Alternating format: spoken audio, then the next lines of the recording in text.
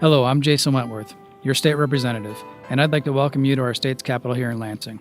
Join me as we take a look at how we honor veterans at the seat of our state's government.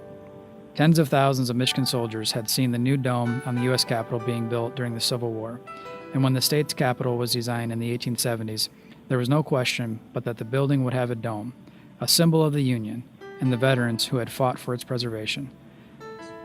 The Capitol grounds are dotted with monuments honoring our state's veterans. The newest memorial on the Capitol grounds is the All Wars Memorial, dedicated to the sacrifices of 1.4 million Michiganders who served in the armed conflicts of the 20th century. The All Wars Memorial also pays tribute to prisoners of war and those missing in action. Walking south down Capitol Avenue, you'll come to a statue honoring Michigan's Civil War governor, Austin Blair. Governor Blair was known as the soldier's friend and was remembered for his care for the wives and children left behind. A little further down Capitol is the Hiker, dedicated to veterans of the 1898 Spanish-American War. American veterans fighting in the tropics called themselves hikers.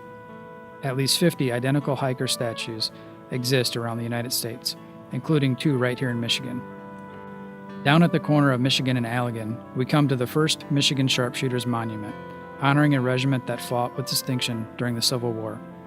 When the siege of Petersburg ended in the final days of the Civil War, it was the first Michigan sharpshooters that led the way into the city and raised the stars and stripes over the courthouse. While many Civil War regiments were made up of men who hailed from one city or county, the first Michigan sharpshooters drew its members from across the state, including a company of Native American volunteers from the Upper Peninsula. The rotunda of our state capitol is very much focused on veterans, especially Civil War veterans. When the Capitol opened in 1879, the Civil War had ended only 14 years before. Michigan Civil War battle flags have been displayed here since 1909. The original, hand-painted silk flags are now at the Michigan Historical Museum. Replicas are on display here at the Capitol.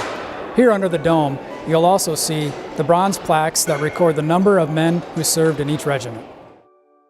The Capitol has its own room especially dedicated to veterans, and it's the meeting room for the House Appropriations Committee.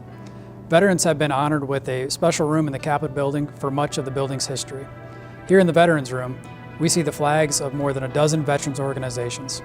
Throughout the Capitol's history, veterans have served in office and have helped shape and build Michigan. Thank you so much for your time and attention, and I especially want to say thanks for your service to our country. If I can ever be of service to you, or if you have any questions that I may be able to answer, please do not hesitate to contact me. I look forward to hearing from you.